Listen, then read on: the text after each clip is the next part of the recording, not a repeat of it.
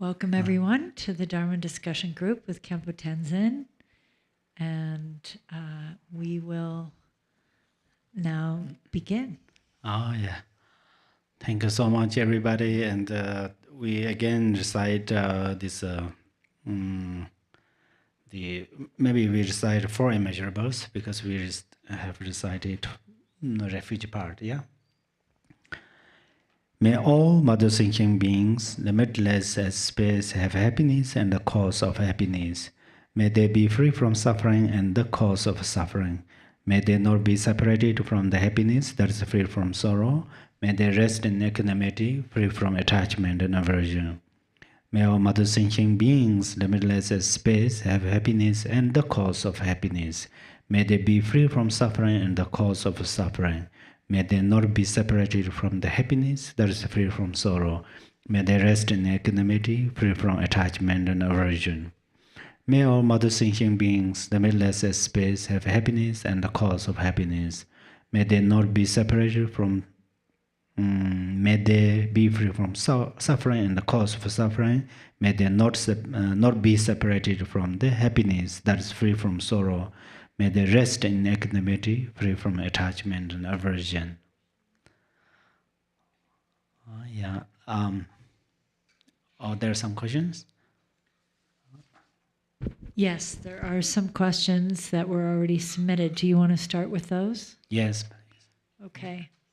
First one is, how can we help people with psychiatric problems such as depression or schizophrenia? Is it helpful to talk about meditation and Dharma, or is it better to simply suggest getting medical help, even if it has not been successful? Yes, Dharma.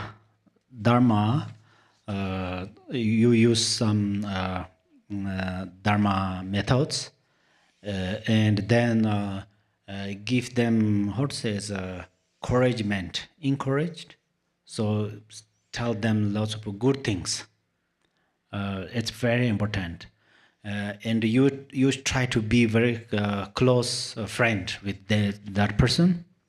That means you, of course, is your bodhicitta, and you should stand up with this person at that moment, and you say very good things and positive things.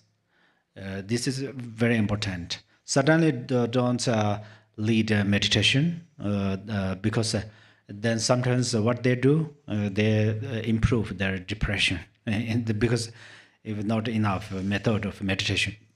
That's where speak, talk, and then say very kind of good things. But what they have good things, let them understand. Even the people have deprived, or the people have depression, but still they have a lot of good things, and they don't understand. They have great opportunities. They have a kind of like a beauty or handsome, or they have also knowledges and some skills, and there are lots of good things they don't understand, and they focus a very heavy thing, negative thing, or some problem, and then they become like a depression one. So that's where I would say give support and say very good things, let them know their good things. First, that is very important. Okay. Elena had a question. Oh, yeah. She says, when I first started in the Dharma, I practiced Pemokandro as my regular sadhana. More gently, I focused on Vajrayana. I don't have the view there's anything wrong with Pemokandro. I did notice over time that my motivation was a little bit self-centered when practicing Pemokandro because it's a magnetizing practice, and I'd always ask to magnetize auspiciousness and other things to me. But with Vajrayana, I understand the practice more, can visualize it easier, And I think most importantly, my motivation seems more pure. I don't want for anything except to gain realization in the practice and dedicate it to all. Do I have a problem with my samaya because I changed my practices this way? Shall I go back to Pema Chondro and practice both? No, you don't have a problem with your samaya. That is, you already, as you mentioned, you did not have, you don't have any kind of problems about that. So you practice your favorite one, maintain on there. So that is excellent.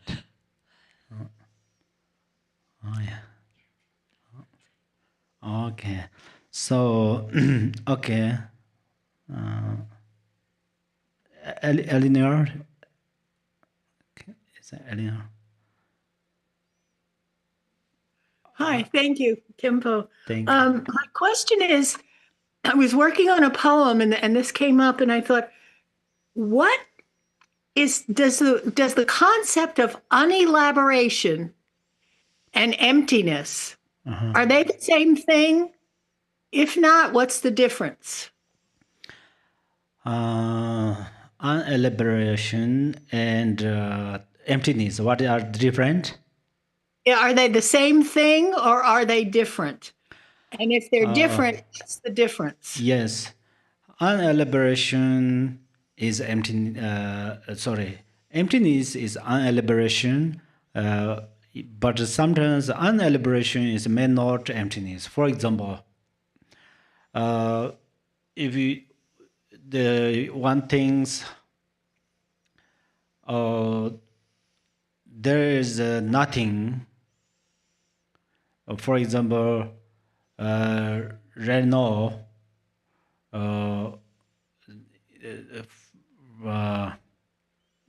The example is in my hand, in my palm, there is no tree, flower. There is no flower. This is the unelaboration. Because then if there is no flower, then there is no petals, no the root of flowers and no colors of flowers. But this perception is not realization of emptiness. But then emptiness, the authentic emptiness means something we avoid in front of us. This is not a kind of a higher realization of emptiness. Higher realization of emptiness or real authentic emptiness, it means in the mind, something appears in the mind, but still they cannot affect to your mind. That means it cannot lead you. For example, it cannot lead. If a flower appears, oh, this is a beautiful flower. That means this flower leads your perception. But flower appears and then you just watch it and then slowly the flower and perception of a flower both disappear from your mind, and your mind at that moment your mind becomes like an empty space. So only that part we call emptiness. So it's naturally, you don't want to make it. It's naturally disappear flower and perception of flower both from your mind, and then your mind start to relax, rest at ease, but still vivid. So that is emptiness. Is it clear? No. I mean, in the prayers, a lot of times it'll say, like Achi, it's in the beginnings, unelaborated. Oh, yeah, sometimes probably the head of this sentence or complete of this sentence, maybe they talking about emptiness. That's why I said emptiness is unelaboration, but unelaboration Some unelaboration is emptiness. That's we can understand in some case. Normally, unelaboration is emptiness or not. I mean, this perception of unelaboration. Sometimes there is a says, "Tongba ni la ta ni na shirap chung na phongwan jor." So that means if we misunderstanding on the emptiness, then it makes some mistakes. That means emptiness is nothing. Emptiness, so then karma cause, there is no karma cause and effect. So that's where we can kill other beings or we can steal others' things. So anyhow, unelaboration, it depends that always, I don't mean always unelaboration is not emptiness. I don't mean that. But generally, or something is unelaboration means there is no book on the table.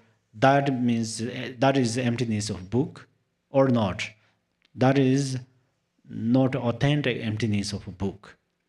Then where is the authentic emptiness of a book? It is in your mind. And how can you find it? You can find it through meditation. How to meditate on that? You just watch the book which appears in your mind, and then first it appears and you focus there. Is called single pointed, and then slowly this book and your perception both disappear. That is emptiness. Okay. Let me think about this. I'll get back to you. Yeah, it's very, very good. Thank you. Also, I want to encourage the people that are making comments in the chat stream to just raise your hand and speak in the Zoom room. Sorry, I don't know how to do that on the thing.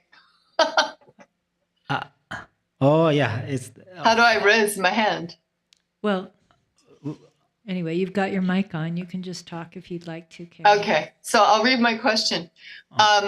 Isn't elaboration, I don't know what happened in my picture, part of discursive thought? Like if I'm having a mental argument with myself, I'm elaborating on this stream of thought, right? So isn't unelaboration then the cessation of discursive thought? Like I've stopped, I've said, okay, there's no point in this train of thought. Let's make it empty and go on to the next thing. That's the cessation.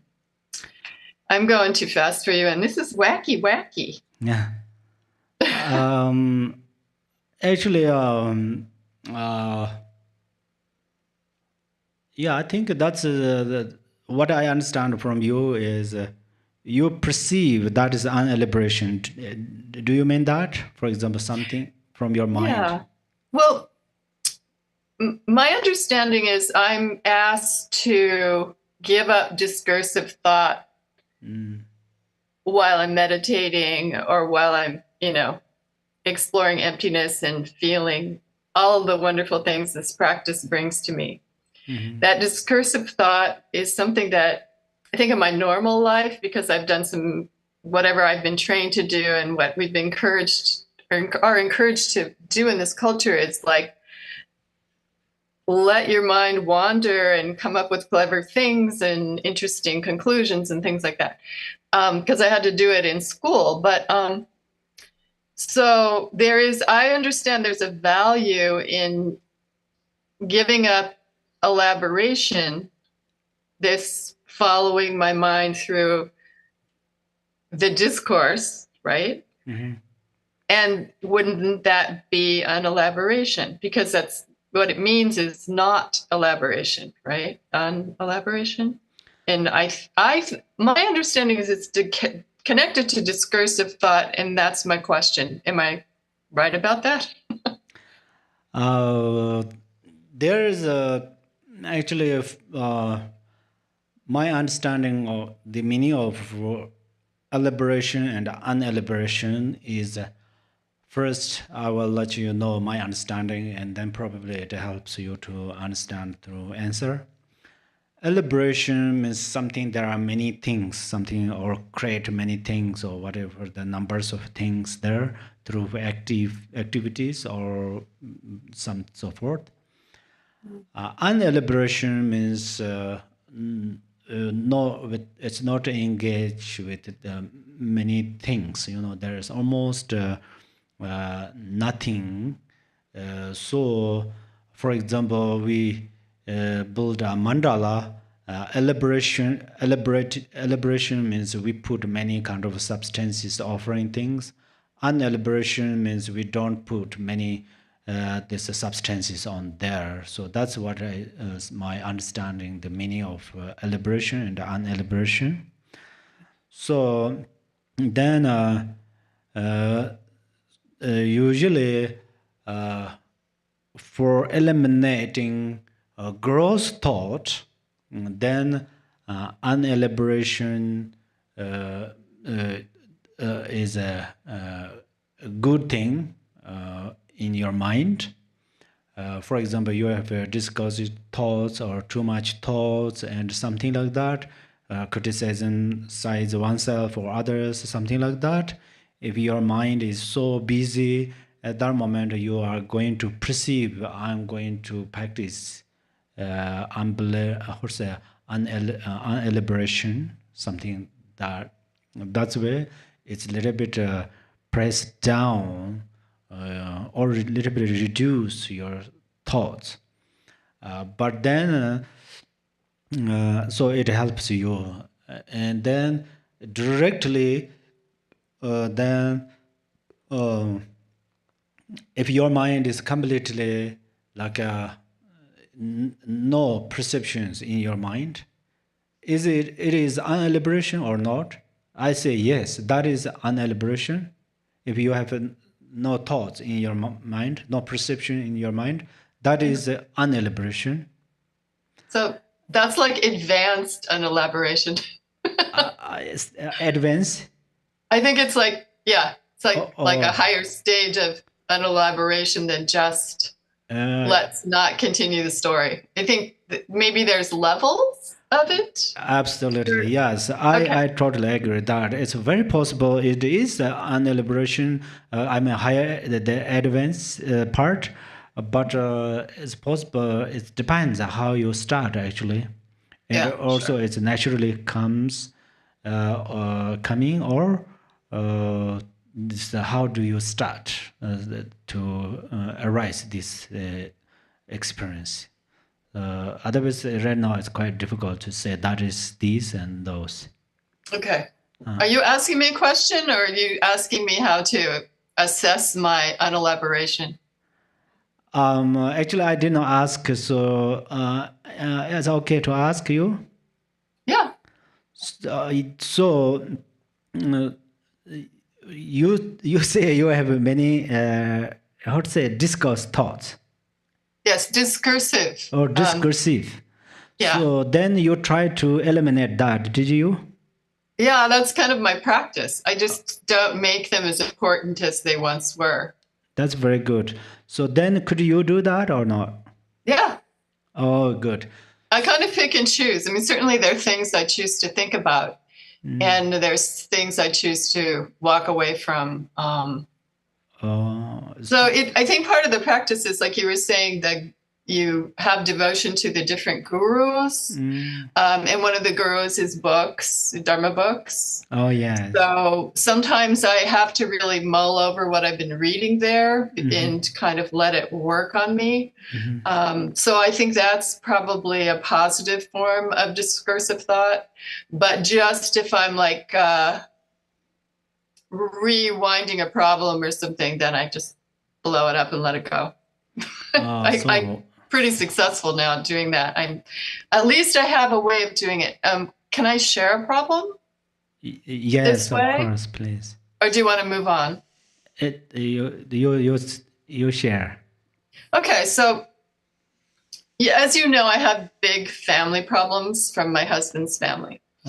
And his daughter decided to contact me and ask for a very large amount of money, which I don't have, and I can't give her. And it's terrifying because she had vandalized my home, done other things, and it's just, my lawyer had told me never to speak to this person. So immediately I was terrified just reading the email, and then I've been working on it.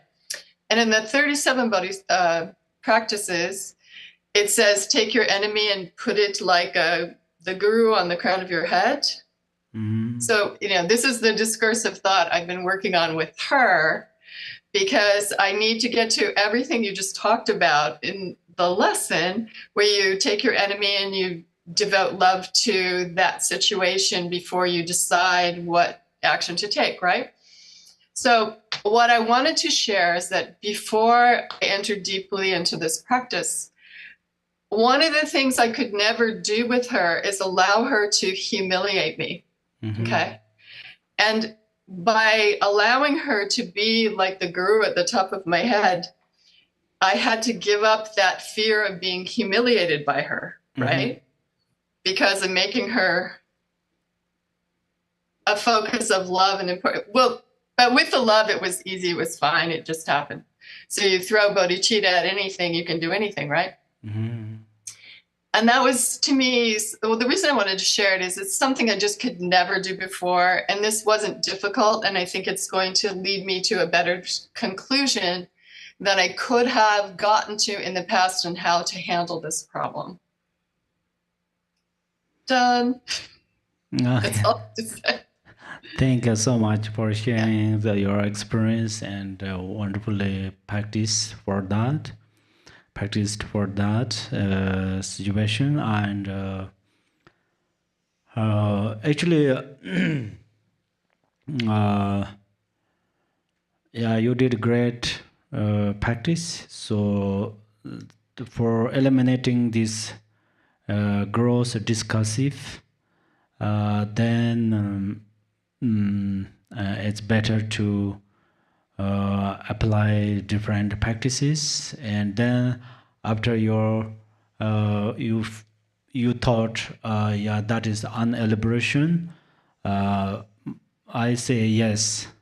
That is, and then unelaboration has different layers.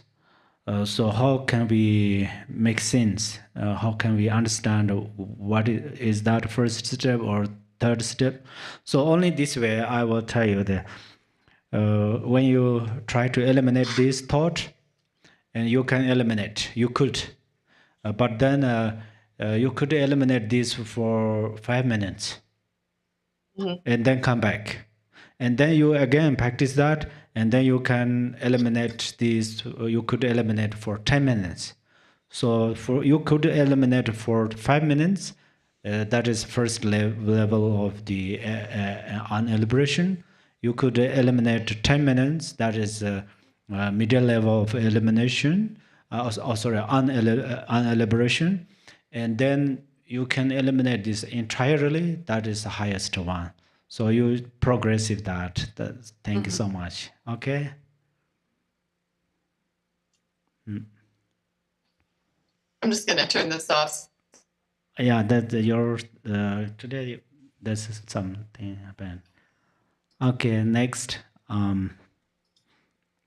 Okay, who is you? The two hands.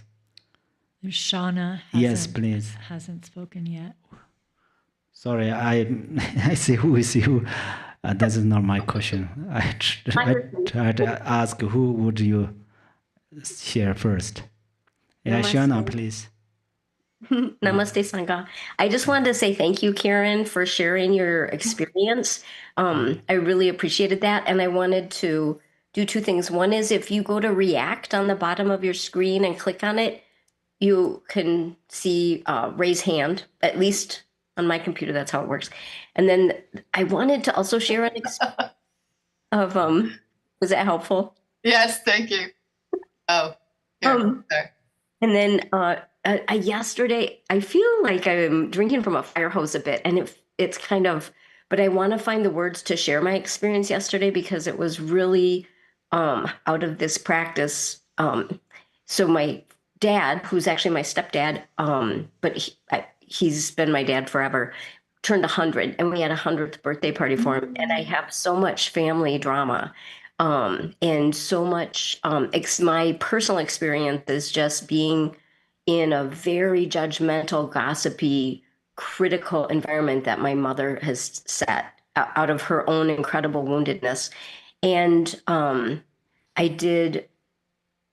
been doing practice around this forever. And I feel like if I can learn from my mother, I can, like, the gift of her, it's the most profound thing I can probably do in this lifetime. And so for this party, I just felt inspired to, oh, I'm so sorry.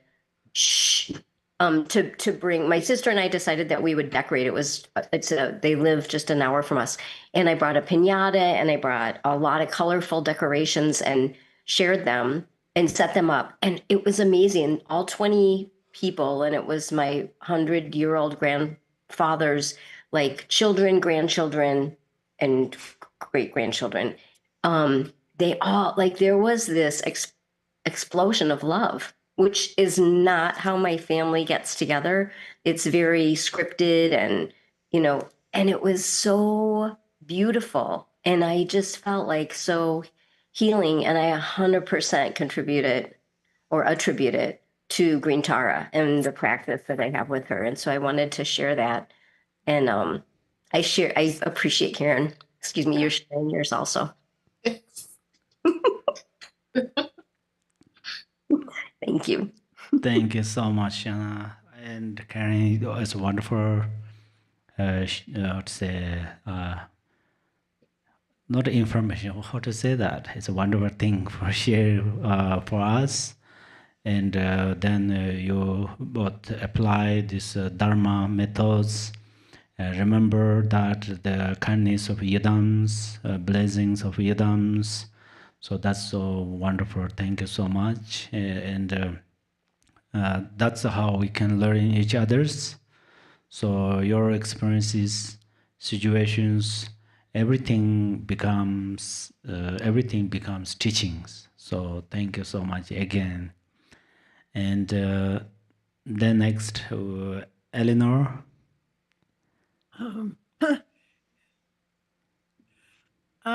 This is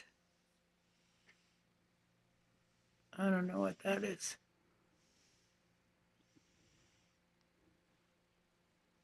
Oh, my computer was going a little nuts there.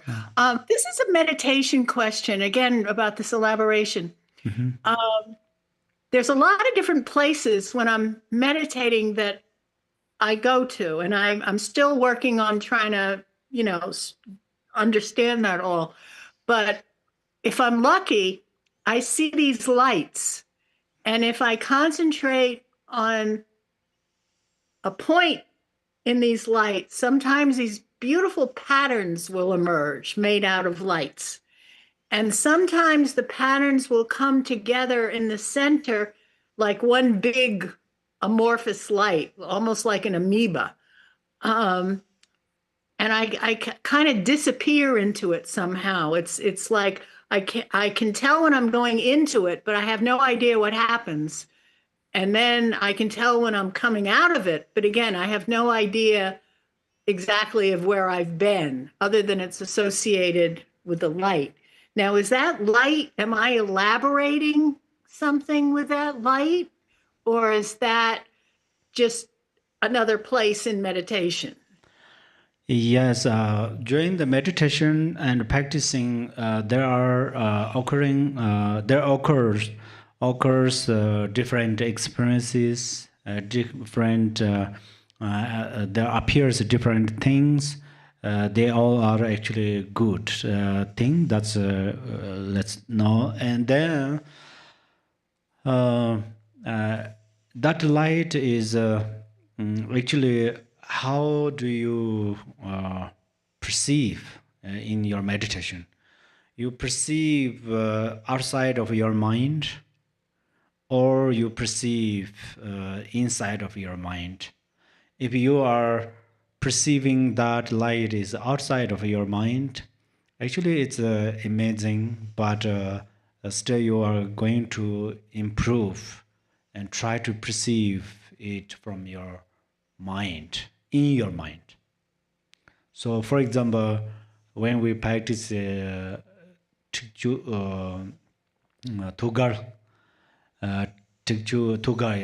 and then Usually we look at the sun, not directly look at the sun, a little below the sun, and then there are small kind of circles of the light. And then we are focusing on there. Then slowly there appears like a Kundazambo or other like a the Akshobhya or Ranasambhava, they appears there. Actually, that's wonderful, yeah. First, we look at the sun, even we can't appear that there's rainbow cycles. But this is, there's a way to progressive. That means you just hold the west wind, that a little bit swallow your, swallow with the press down, breathe in through your nostrils, and then press down area of abdomen, and then a little bit blow up the lower wind, and then focus on your how to say navel area, and then your mind becomes clear and clear, and then no need to watch it, look at the sun, no need to go outside. So your mind is becomes very clear. And then all these rainbow cycles and this the light appears from there. You don't want to make one light, yellow light, red light, or white light. You don't want to make it. It's naturally, spontaneously occur. When each light occurs from there, and your mind becomes clear and clear, and your mind becomes vivid. And then the Yidam deities also appear there, and then we don't want to do many things. That means first Yidam appear, then it is like a moon's reflection in the water. We don't need these steps.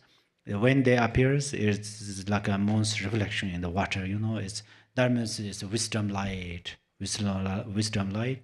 So kind of this light appears from your mind naturally. Then this light are wonderful. If the light appears outside of your mind, then I think, of course, we are going to progressive more until it arises naturally in the mind. Okay. I have to think about that. It's like it's very connected with the breath. It's it's just very connected with the breath, and I can sort of like, the more I breathe into it, the bigger the light gets. But it's connected with the breath more than anything else. But let me review what you've said. Oh yeah. Thank you I'll so get much. back to you. Thank you. Thank you. It's wonderful. Okay, and then next, if you have no question, may I ask some for you? Yeah. Then are you comfortable, or ask if I ask you, or you are like to relax? Okay, you would like to relax, and then okay, in the Zoom. Khenpo, I have a question. Oh yes, please. What is my question? Yes, I was thinking about it. And so the instructions have been to, while you're meditating, to watch your thoughts, as you meditate. Isn't that dualistic thinking? You said during meditation, watch your thoughts. Are you thinking that? And so I'm asking, if I'm watching my thoughts, am I involved in dualistic thinking? Oh, when you actually, yes, because this is thought, and then, but there is a way to watch. Dualistic thinking is, of course, a part of thought, but you can utilize this dualistic thinking for very useful thing. The thought like a attachment or desire occur, or this is a desire. So we directly connect that you are desire. this thinking protect us in different ways. For example, I attach one person, and then if I focus that person, it's possible I make some mistakes, it's possible. But I watch at my thought, the attachment, and then it saved me from making mistake with that person, but still, so that's where I'm pretty good stage. So I watch my desire, and then when I perceive that this is desire, this is a dualistic perception, but it's not very kind of strong, very kind of frankly the dualistic perception. That means it's like two waters in the water. It's like a water in different bowls. First one is one bowl is water, one bowl is rice. So rice and water. Even we try to mix it, is still difficult. Even after cook that rice, then maybe water dissolve into the rice. Otherwise, it's separate in a minute. Even we pull in the one bowl, still it exists separately. So likewise, if I attach to one person and then I focus that person, it is like a rice in the water. But then I focus on my desire, then at that moment I perceive this is a desire, and then I perceive this is a desire. At that moment is like a water in two different bowls. Then it's very easy to mix them. So likewise, when I watch my desire, it is dualistic perception, but it's pretty good one. So it's quite easy to then become non-duality. So normally it's better to watch thought. Watch thought is much better than watch outer five objects, outer objects. Watch inner objects is better than watching outer objects. And then when you when you watch your thought, and then don't explain different. That is important. If you explain, you are in meditation, but still you explain that thought, good, bad, yes, no, strong, soft, then that's not good. Just watch it. And then the nature of this thought is impermanence, so it disappears, and then you can reach on the non-duality stage of non-duality. Okay. Mindfulness. Oh, mindfulness is very important. Because, like, if you're not engaged, then you're being mindful, I think. Yes. Mindfulness is the leg of meditations. Lord Jigten Sungkun says, if there's no mindfulness, there is no meditation. Meditation is legs of meditation. Mindfulness is legs of meditation. Thank you so much. Thank you. Thank you. Okay, we have Eleanor, you say you have the rest of this question, right? Did you say? Yeah. No, I said I need to think about what you said because yeah, I gotta think about what you said because I'm not sure that I either explained it to you right or I'm not understanding your explanation. So I need to go, relook at the video, a couple of and yes, look back to you because it's just not all fitting together, and it usually fits together. So I just need to go through it all in my head. Thank you. Thank you so much. These lights have been around for a while, and they've always associated with really good, it doesn't happen all the time. It just happens when I'm really into it. I noticed that. So I know it's got to be a good thing, but I have no idea if there's any meaning or anything. So let me go back and review what you said. Oh, yes. I'll get back to you. Thank you so much. That's very important. Yes, sometimes I keep how to say it's called analytical meditation, and think that about this one object, and then you get extra understanding. You can understand more things on there. So that will be great. Thank you. Thank you. Thank you. Oh, yes. Pamela?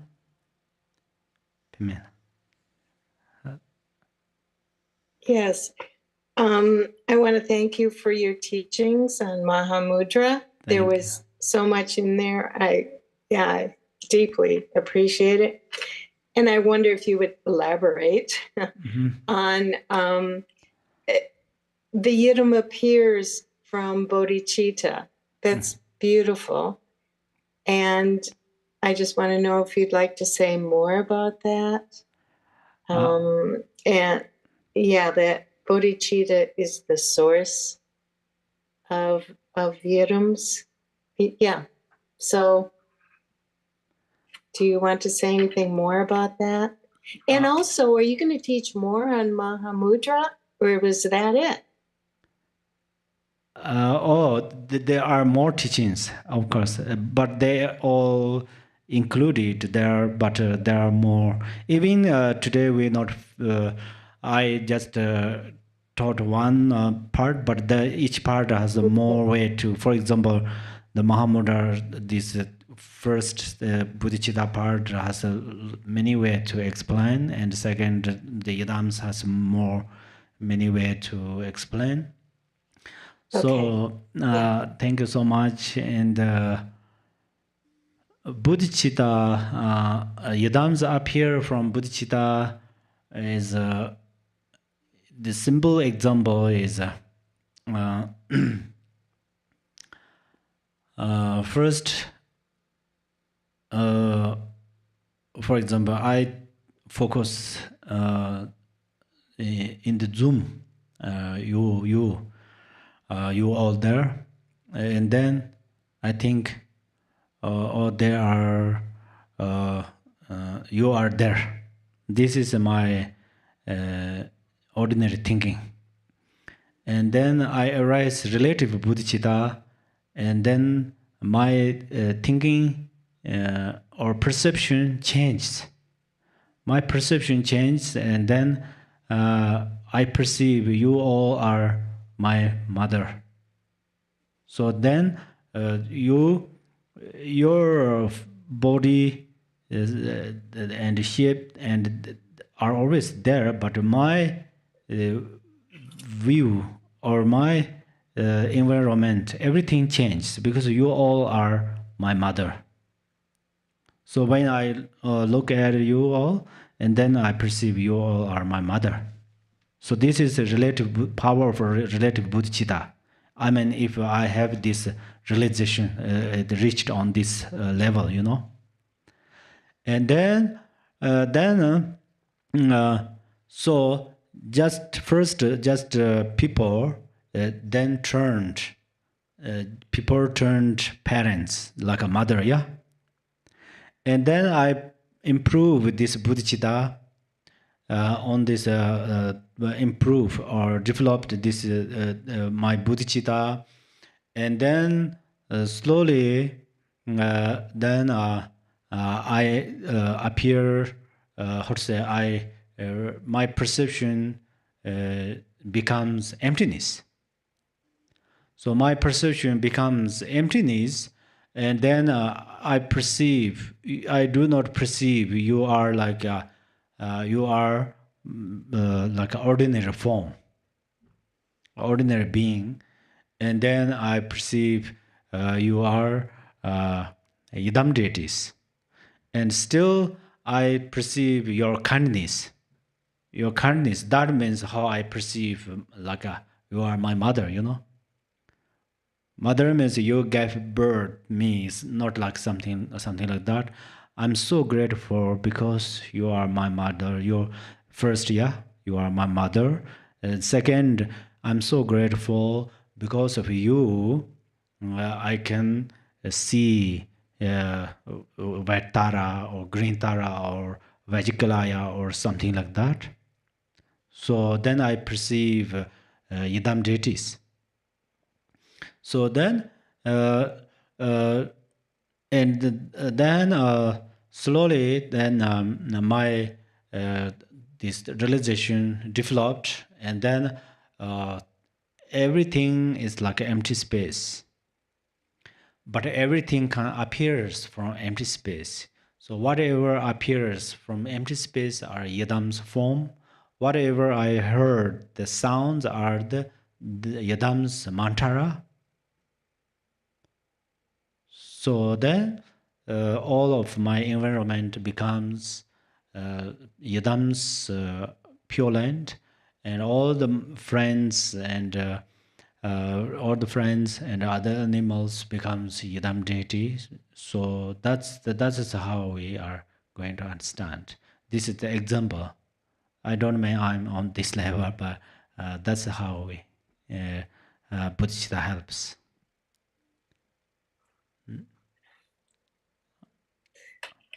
Thank you. Oh, thank you. We have a question in the chat from Trish, who is unable to ask on her own right now.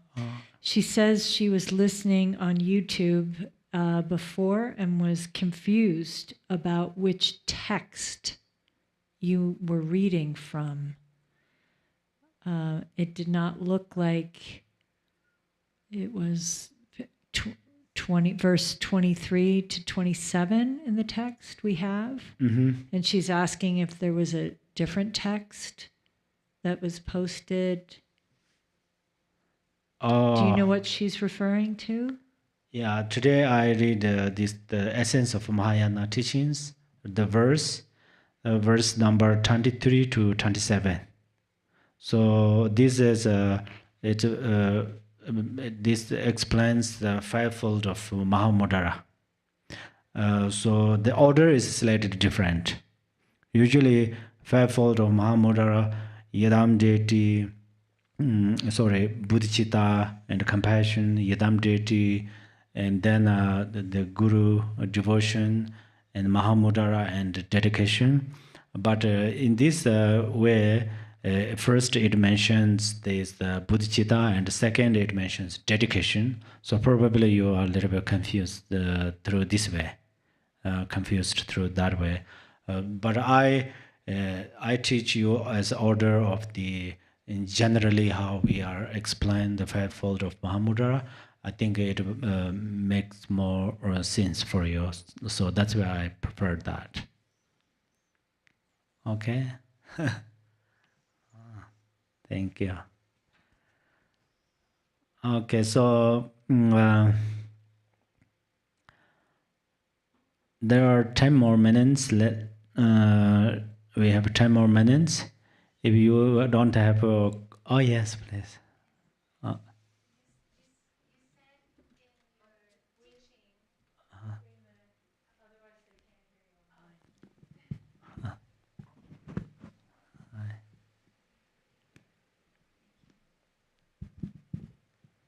You said in the teaching that bodhicitta opens the wind channels.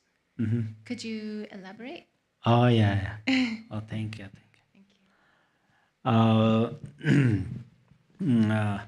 Normally, when we're talking about channels, it's a related Vajrayana teaching. So these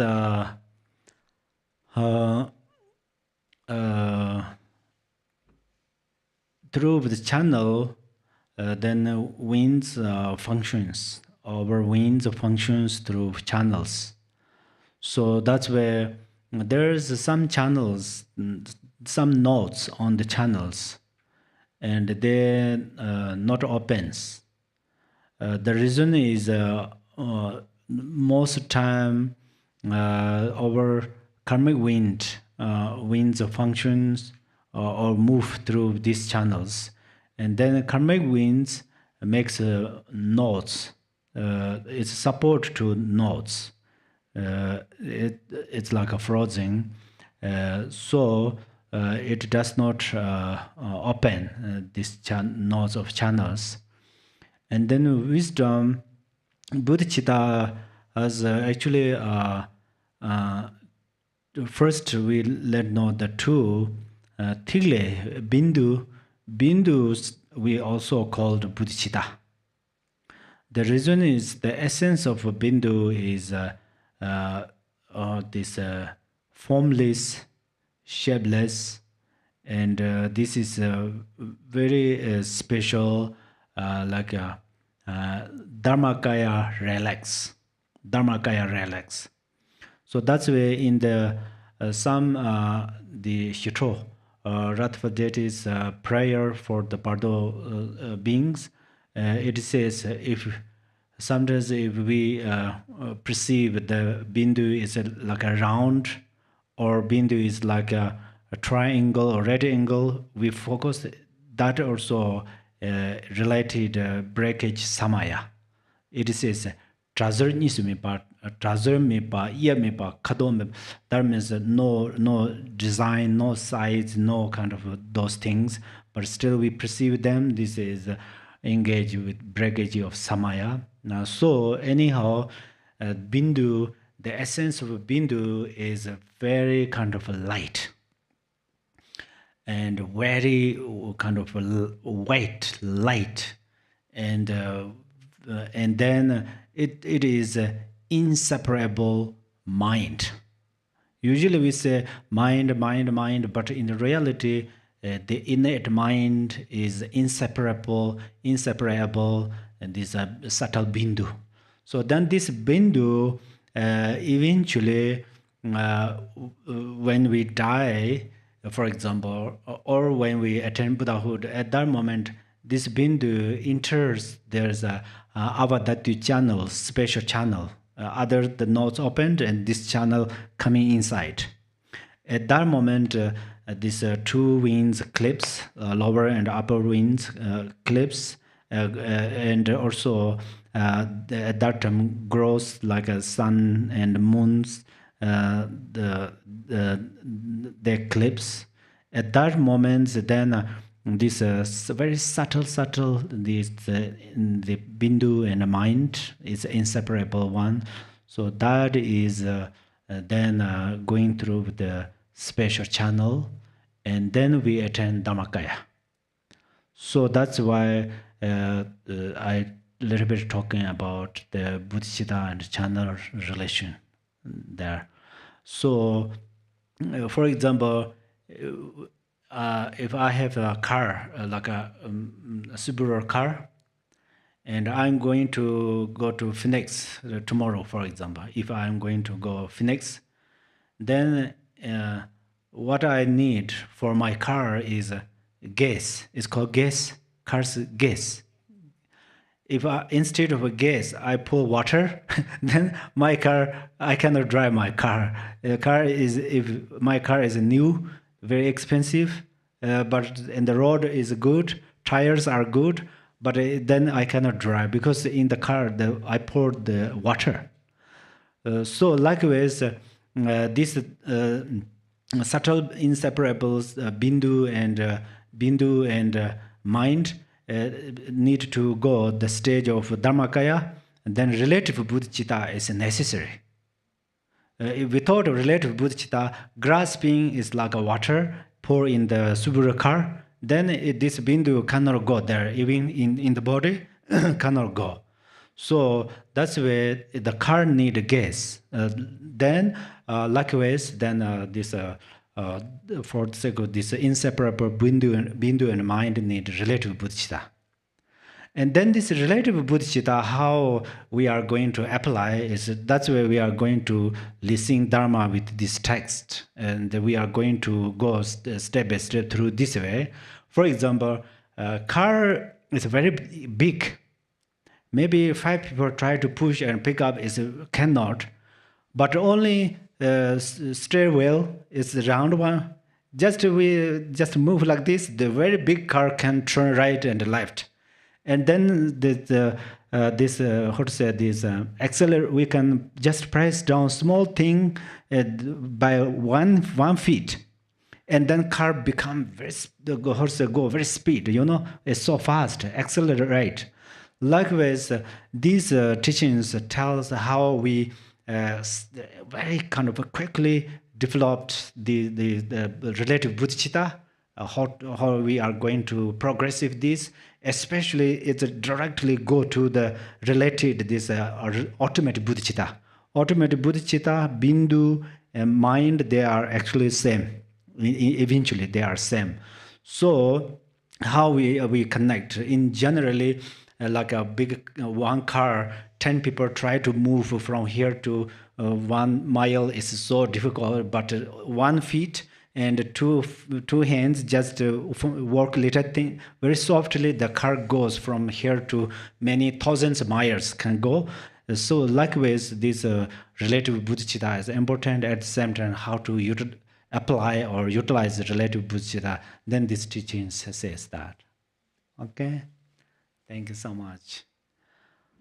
Okay, thank you so much for everybody, and now maybe we are going to stop here, and I recite the dedication prayer. Please, you arise bodhicitta from bottom of your heart. Okay. Page number 28, the yellow book. The bottom of this verse. Chanjo Zenjo Rinpoche Maji Bano Je Jorje Je Banyam Bar Me Bar Ya Gone Gondam Bewa Jo. May bodhicitta, the precious and the supreme mind, arise in whom it has not yet arisen. Where it has arisen, may it not decline, but ever increase higher and higher. Thank you again, and please review elaboration and unelaboration, because this question is very much related. There's over bhumis and paths and so forth. In the both way, Vajrayana and Sutrayana, so it's a wonderful one. We will discuss another time, okay? Have a wonderful Sagadava time. Thank you, Khenpo. Thank you, everyone. Thank you. Hola. Thank you so Thank much. you, Sangha. Thank you. Hola. Thank you. Oh. Thank you. Thank you, everybody. Yeah. Thank you, facilitator. I don't know your name. You all. Thank you. Thank you. Sending love to all. Have a beautiful rest of your day. Shana, thank you. Thank you, Khenpo. Thank you so much. You're a genius. Thank you. Yes. Thank you. Thank you. Oh, thank you. Can I do it? Yes. It's been grabbing a puppy. Love you all. Thank you. Love you all. You all. Thank you. Thank you. Okay.